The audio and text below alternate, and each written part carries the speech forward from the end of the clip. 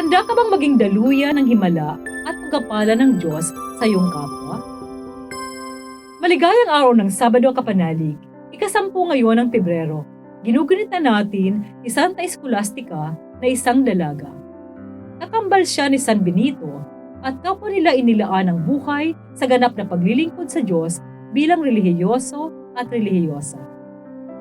Pasalamatan natin ang Diyos sa mga banal na ito at sa tulong ng kanilang panalangin, hilingin nating maging daluyan tayo ng biyaya at pagpapala ng Diyos, lalo't higit sa mga nangangailangan.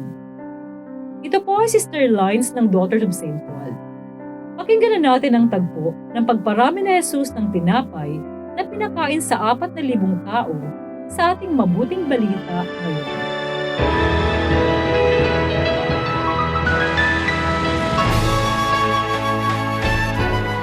Maraming tao ang sumama kay Jesus at wala silang makain.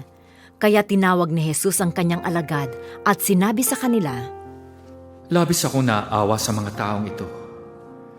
Pangatlong araw ko na silang kasama at wala nang makain. At kung paaalisin ko silang gutom, baka mahilo sila sa daan. Galing pa sa malayo ang ilan sa kanila."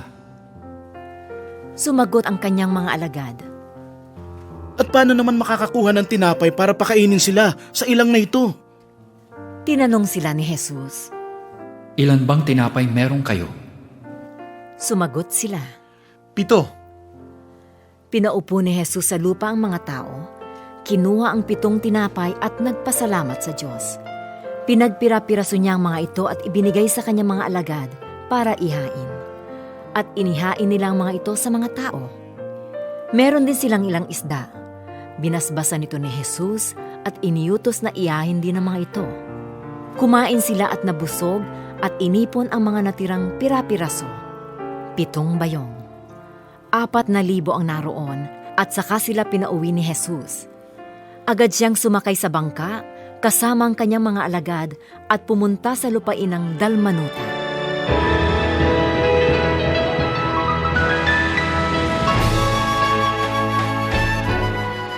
Isang magandang karanasan namin ni Nanay nung umakyat kami sa aming bundok sa ilayang inabuhan sa Gumaka ay ang masayang mga tao. May mga banda ng mga bata, kumakanta, sumasayaw sa mga piling bahay. Ang isa pa naming napansin ay ang tulong-tulong na pagkilos ng mga taga roon dahil nga piyesta. Sa pangunguna ng kapitan, ang kakaunti nilang resources ay sobra pa para mapakain ang mga kapwa taga-baryo at mga karatig baryos. Mga kapanalig, may maganda talagang resulta kung ang gawain ay pinagtutulungan.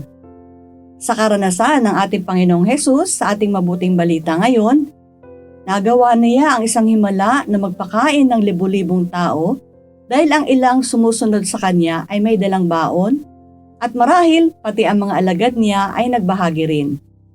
Anumang ialay natin sa Panginoong Hesus, sa ngalan ng pagtulong at pagmamahal, ay magiging himala at makalulutas ng gutom ng marami.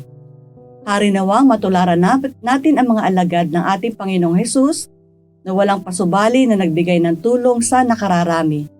Maging bukas nawa lagi ang ating mga palad sa pangailangan ng iba, walang katumbas ang kaligayahan, ating madarama sa pagtulong sa kapwa. Nagiging daluyan tayo ng biyaya na pagpapala ng Diyos. Sa ganitong paraan, nakapag-iipon tayo ng yaman sa langit. Amen. Mga kapanalig, support Pauline's online ministry. Subscribe, like, and follow us on Facebook, YouTube, Instagram, Twitter, TikTok, Spotify, Google, and Apple Podcast. Maraming salamat po.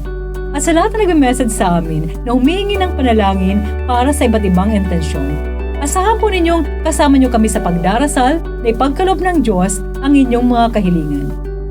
Ito po muli si Sister Lines ng Daughters of St. Paul na nagpapaalalang walang hanggang pag-ibig ng Diyos ating panaligan, nananatiling matapat at hindi nagmamaliw magpakailanman. We are here to provide a new way of communicating and proclaiming the gospel.